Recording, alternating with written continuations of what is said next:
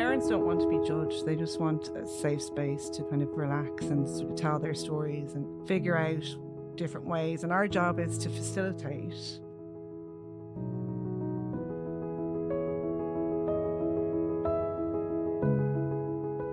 Welcome to another episode of the HSE Talking Health and Wellbeing podcast. My name is Eamon Keogh. Today we're talking about parenting, a role that can be described in so many different ways as a joy, a privilege, but it can also be a thankless one, a role where you're always expected to be on. So where can parents get support? What's out there for them? And why sometimes is it worth stepping back and looking for that support? Joining me to talk about this are two parenting facilitators, Lulu O'Kelly from the Bray Area Partnership and Linda Pickett from the Northside Partnership. They will be providing some tips and tricks for parents and also where we can get more information. You're both very welcome. Thank you. So Linda, I might start with yourself just to ask what a parent facilitator does. So a parent facilitator will hold a room, a safe space for all parents to reflect on how well and how not so well their parenting is going. Because we all know we weren't given a manual when we had our child leaving the hospital. That's very true. Yeah. It's funny. It's such an important role, but yeah, there is no real manual, is there? No. And Lulu, do you want to add anything to that? Well, I suppose it helps parents reduce conflict and levels of stress that they may have. Yeah. Okay. And have you been working in the role long? I've been with the Bray Area Partnership specs since 2015. And before that, I was the parent support liaison nurse in the HSE in the addiction service for 11 years. And Linda? I'm with the Northside Partnership the last 9 years, and I'm with the parenting coordinator the last 3 years. All right. So between you, you've met a lot of parents over the years. We'll talk about the group in a few minutes, but just staying with the type of parents you've met. Actually, there probably isn't a type of parent, really, is there? No, I think we've met a variety of different parents from every walk of life. Parenting is for everybody. Yeah, it always strikes me as a parent myself. I have 4 kids, but you're really thrown into the role, aren't you, Linda? 100%. Yeah, as I say, no manual for when you're leaving the hospital with your children. But again, our parenting programs are opened up to all backgrounds. Yeah. And it's a real kind of sink or swim scenario, isn't it? That's it. Yeah. Yeah. And I suppose it can often be the day-to-day things that can be challenging for parents. Things like meal times or sleep times or routines. I have to say what frustrated me, one week something might work. Particularly, I think, with school routines or that, where you're getting them out in the morning, everything's fine, and then all the wheels come off the next week. Can you talk to me a little bit about the type of stuff you cover? I think all of the above. There was a lot in what you said there. And I think like every parent, every day, something is thrown or can throw you. Yeah. Depends on what's going on for the children, depends on what your morning's like, what your sleep was like the night before, what's going on for the children that day. And again, you were saying like from day to day, it could be hour to hour. Yeah. Minute to minute. Yeah. Yeah. One morning you're getting up and you're going out the door, everything is running smoothly. And then the next day it's, no, I don't want to wear that dress. No, I don't want to wear them trousers. Yeah. When parents come into your programs, what are the most common types of things they want to talk about or they come for, really? Is it okay to say no to their children? Mm-hmm. That's a big concern because you think if you say no to your child, you're hurting them. You're upsetting them and they won't like you anymore because you're after saying no. Yeah. I think parents sometimes like dealing with tantrums, I think is a big one, isn't it, Linda? It's, yeah. Parents find that very difficult if you're out in the supermarket and suddenly your 2-year-old throws a massive tantrum and you think the entire world is looking at you, but they're not. Yeah. And I think parents just need gentle reassurance and feel like they're not on their own. The benefit of walking into one of the groups is knowing that, oh my God, I'm not the only parent whose child had a tantrum in Tesco's on the way to work this morning. Yeah. And half of Tesco's isn't judging me or my parenting abilities. Yeah. And we spoke about this before, that relief of just knowing you're it's not just alone. Not me. Yeah. Back to people who can attend the programs, mums, dad, caregivers, different backgrounds, all can attend. You don't need to have a specific issue or being from a specific background or culture or... Yeah. Parenting is universal to everybody. Yeah, I suppose that's one of the great things about the groups that you run, I presume. Can you talk to me when a parent walks in first? I'm sure there's anxiety there. Yeah, you'd love to record the look on faces from the first week they walk in Yeah. till they're walking out the door. They're unsure, Mm. which you can understand. And again, it's someone standing at the top of a room with a book in their hand, like going back to school, like being in a classroom, Yeah. and not knowing, thinking that again, like that they're the only parent going through that tantrum. They're the only parent going through their child won't sleep at night. Again, walking in, and as soon as one parent says, "Oh, I've had that issue, he's after having a tantrum, or in Tesco, they didn't know what to do," the relief just, everybody just sits back and relaxes. Oh, thank goodness I'm not the only one. It can be scary for parents coming in. You see a circle of chairs, as you said, Linda, with a book on each chair, Mm. and then everybody takes their seat. It's all a round of introductions, but there's like tea, coffee, That's where the goodies. facilitators Yeah. are there to welcome you, and, Yeah. and it's a safe space as well. Yeah. And I'm sure once everybody starts sharing their stories, Yeah. it's probably the same type of stories. Yeah. Is it? Yeah. Parents don't want to be judged. They just want a safe space to kind of relax and sort of tell their stories and figure out different ways. And our job is to facilitate. The parents themselves get the support from each other in the group, and that's where the Yeah. support comes in. I would love to just be able just to bottle the feelings from the parents. So as you see the weeks progressing, do you see a change in the parents in terms of their openness and willingness to 100%. share? It's Yeah. week 1, they're coming in, and again, week 3, the confidence in themselves as parents, the stories that they're sharing. Oh, I was able to walk through Tesco's. I was able to let Linda have her tantrum. I didn't care who was looking at me. I knew I was doing right. Yeah. Amazing. It's Yeah. And do you find that too? Yeah, Lulu? when they have like as you said, the first group, they're all very shy. They're all, unsure of what it's about, and that's fair enough. And then by week 3, they're all kind of settled into each other, and they're all dying to hear each other's stories to see how they've progressed. We might have discussed, different techniques and tools to use. Mm. And they'll discuss that, and we'll look at what's going on for them. And each parent will give their stories and working around things, and then they want to know the following week how each they other progressed, done, and yeah, has it oh, worked? did that work? Did that Yeah. timer work for you? And Yeah. it's amazing. And we've had parents who come in and go, you know what? Remember you said we looked at last week how to manage a tantrum, and you gave this technique and this tool. And I was thinking, it actually worked. Yeah. And the look of what? Amazement. And my it's God. something really simple. I thought, I can't believe we never thought of doing that before. It's just simple direction. And then if one parent says it, then someone else is prepared to try it, and they think, yeah, these things do work. Remaining calm in tough situations. And again, it is just reassuring parents what they're doing. They're doing an amazing job. Again, it's just giving them the little toolbox and use the tool which works Yeah. best for your family or your child. Parents who have more than one child will know this technique won't work with this child. Yeah. So just find something that works for your family. The parents are the experts in their 100%. children. Yeah. 100%. And I think often as well, sometimes when you think about a group or something like that, you feel maybe that the topics are quite heavy or complex. But as you say, it's tweaks and simple things. I mean, I see it with my own children, even when you change it or you're more specific about an instruction, it just makes such a different effect. Small changes make big differences. Yeah. And that's a bit of the feedback that we would have received Yeah. as well. And what are the most common things you see parents asking about? Tantrums. Is it? Not Yeah. sitting at the kitchen table. Yeah.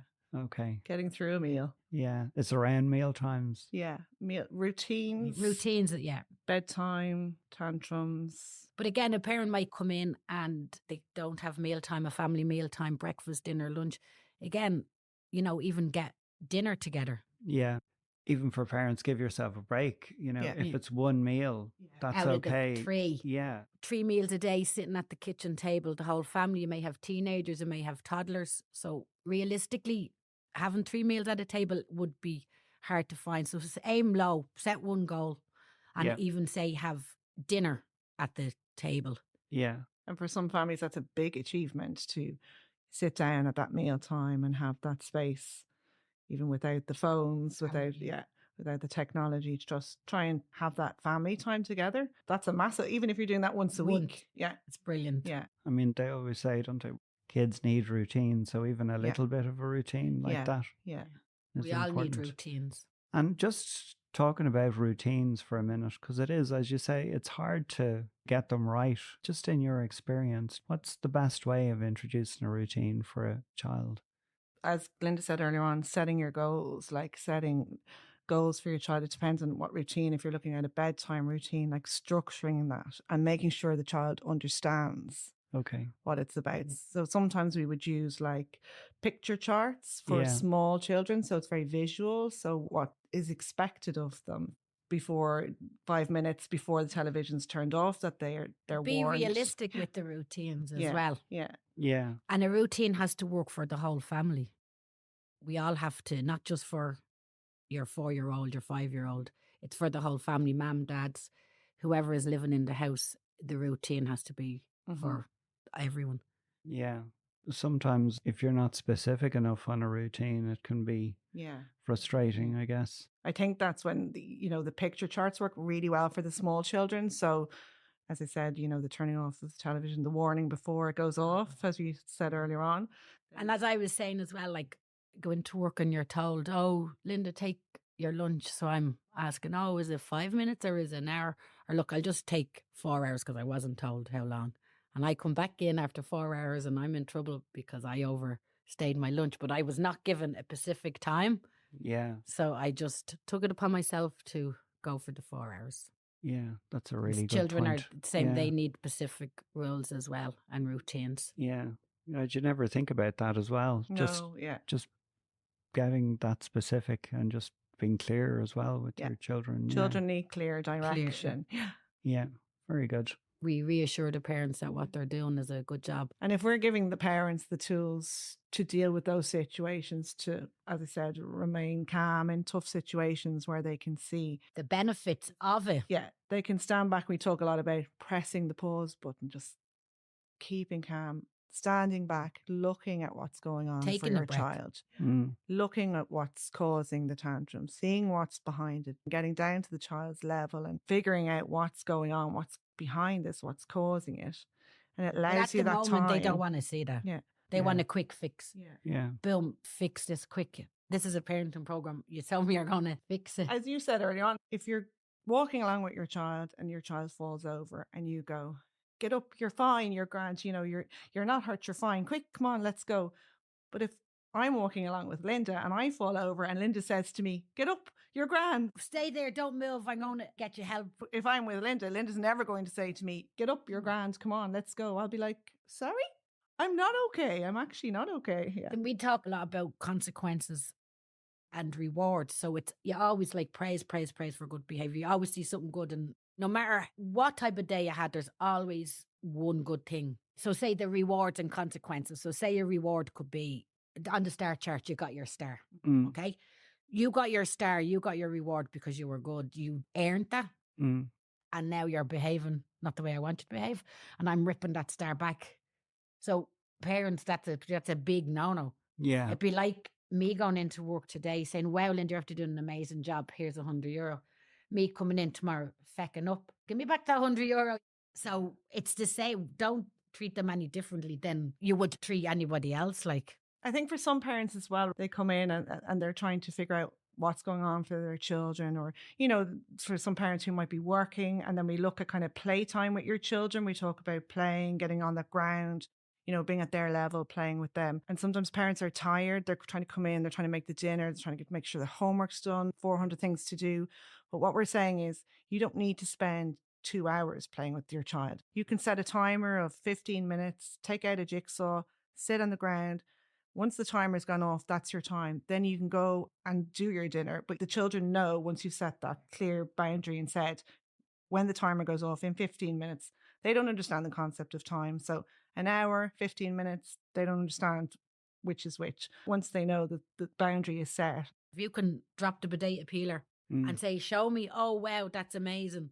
And then they're gone. They don't want to sit with you. You're boring. Like, they don't want to sit with you for hours. And so it's just literally, as Lulu was saying, in 15 minutes, just have a look what they're doing. And then if you can't, if, you're so busy, I will be with you in 5 minutes. Again, set the timer and then make sure you do go back. Yeah, I think sometimes parents are busy, and if it's a busy household and it's a 100%. time, and I think as well, if parents are working from home and the children are coming in. So what I did was actually, if they want to show me a piece of art or something that they did and I don't have time, stick it on the fridge. Yeah. And then I know, To go back and talk to yeah, them and I about it. come back and then Yeah. I try and make a big deal as I can and give them that time. So Yeah. That piece of art to them is like Yeah. amazing. They're after spending that, doing that especially for Yeah. you. Look how we would feel if we're after doing something and showing, oh, look at that. Oh, Linda, now you're grand. I'm like, I spend hours doing that. Yeah. You won't even look at it for me. yeah, so it is important think to, It's very Yeah, important for the to children, acknowledge yeah. the children. yeah, Once you've said you're going to do something, so for you, for example, you need to go back yeah, because children will always remember that you've made that promise. Yeah. So they need you to go back and say, okay, I have time now. Let's sit down and look at that. And for trust as well. You want for our children to trust us as Build well. that trust. We need to. I meant to ask you actually the age of the children that, I suppose in terms of the groups, do you have different groups for different age For groups? different age groups. Yeah, we have 1 to 6 for the early years for Parents Plus, and then 6 to 11 for the children's program. We would And yours, have Linda? 2 to 12 for Triple P, the parenting programs. Right, okay. 2 to 12 years. Yeah. Just to ask you as well, we talked about sleep and we talked about eating, but screen time is a big thing now that seems to be coming up. No, Screen time is a big Technology, thing for parents. yeah. And we just have to be one step ahead of them, of our children with our technology, and educate ourselves as much as we can. Yeah. Technology is a part of life now for children, gaming and, they're Yeah. on their phones, they're on their apps. And a part of our lives for us, we're on our phones as well. Mm. And we're saying, no, put that phone down. But yet we're pulling our phone out of our pocket saying, and they're like, you said no phones at the table. Yeah, but this is like a work email I have to send. If we make rules for them, we Yeah. have to carry it out for us. 100%. We do run the Managing Technology Screen Time workshop. So it's a once-off workshop. So it talks about how, as parents, to manage what's healthy and what's not healthy for children on screen time and how to manage the use of screen time. That was a little bit of feedback that we got from after one of the groups as well. So when you're on screen time, it's great.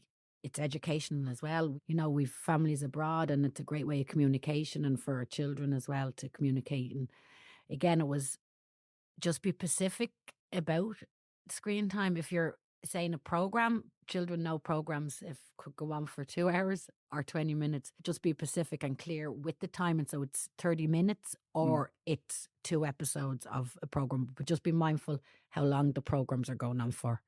Yeah. And as the children get older, a lot of families are stuck for space and have screens often in the children's rooms. So you need to be very clear as to when they can go on screen time and off it. Because sometimes children, we've had issues with parents who have had kids have been on screen time during the night, get up to Really? game. Wow. Yeah. So it's just setting those very clear boundaries because sometimes it's established and it's a while before a parent might realize that the children are gaming at night when they should be sleeping. So, yeah. or the phones as well. We often say, try and keep the phones out of the bedrooms. With phones, FaceTime, when parents are working away or if grandparents are living abroad, it is great that they can send like stories, read stories through the phone or record stories and send them on. There is benefit from the screen as well. Can I ask about how long your groups last for? So with Triple P, we would have one-off sessions, 90 minutes. We've workshops 2 hours, and then we would have the more intense 8-week groups. Okay. And yourself? And ours, the Parents Plus, we do Parents Plus Early Years, and the children's program are 8 weeks. And then we run Parenting When Separated, which is 6 weeks. Okay. And again, we do evening and morning just to work around what suits parents really, to give them all options. Yeah. Okay. By the time it's over, they're like, I wish it went on for longer. The feedback I've gotten is like, wish there was more sessions on. And we've had parents come back and do another. So I think that speaks volumes when people come back to do the second workshop. The Triple P and Parents Plus are evidence-based programs. So they're based on research. Yeah. It feels like it's more of a mechanism for support, really, for support parents, group. isn't it? Yeah. Definitely the parents support each other in the group. The facilitator is there to hold the group together. Yeah. And the parents support each other. The amazing feedback that you'd get from parents It could be such a simple tip as, oh, I bought a timer. I went on to Amazon, wherever, and it worked for my lad.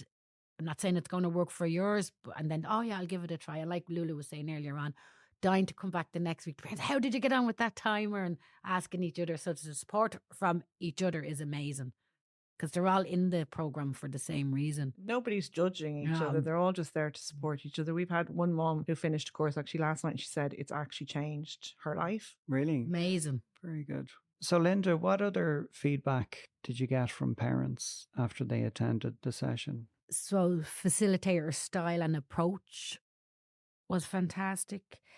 The workbook materials was easy to follow.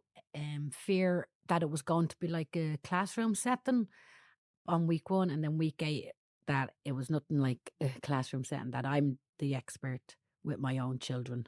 Yeah. This is feedback from parents, and it's non-judgemental, from other parents attending the group and from the facilitators. Yeah. And Lulu, did you want to add anything? Yeah, I think that's very important, that we're not there to give out advice and tell you this is the way you should be parenting. What works for one may not work for other. And we want to have a bit of fun as well. You want to sit there. It's a relaxed environment. It's very friendly. It's very open. Parents they bond with each other over 100%. Yeah. And like that, they'll have their own workbook. So the program is tailored to suit your family. And a great thing about the programs as well is that they're voluntary. It is 8 weeks, so you can come the first 2 weeks, and if it's not for you, it's not for you. And it's free as well. And it's free. Free. Yeah, they're all free. Every course that we do is free.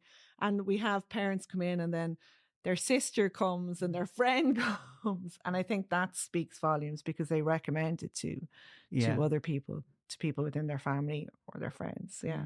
And can I ask, Lulu, what did parents find most useful? I think that being together, parents feel very isolated in issues that are going on for them. They feel like they're on their own, they're alone with it. And just that sharing, that commonality of parenting, it doesn't matter what background you're from, your issues are very much the same. Yeah. We're nearing the end of this episode, but before I finish up, I just want to ask both of you actually, for any parent listening out there, what would you say to any parent who's thinking about signing up or would like to try it but might be a little bit apprehensive or nervous about it? Come and do it. Yeah. You'll never regret it. And again, just make that phone call. I wish I had parenting course and my children were young. I think they're just so useful, and every parenting course that I do brings me back and grounds me in my parenting. And parents share such lovely stories. There's no wrong question to ask. And just be reassured that you're doing the best you can, and the support is out there if you need it. And come in and have a bit of fun, because we're nice people. Very good. This has been really interesting, and I feel like we've only scratched the surface, but unfortunately our time is up on this episode. If anyone would like some general information about peer support and other helpful information for parents, visit gov.ie/support parents. Or for more information on the Slaintecare Healthy Communities Parenting Services, which Linda and Lulu were speaking about today, go to Slaintecare Healthy Communities on hse.ie, where the areas and services are all listed. I would like to thank Linda Pickett and Lulu O'Kelly for taking the time to talk to me today. And to all our listeners, please continue to share our podcast with a friend, colleague or family member. We really appreciate your support. This has been HSE Talking Health and Wellbeing. Thank you for listening.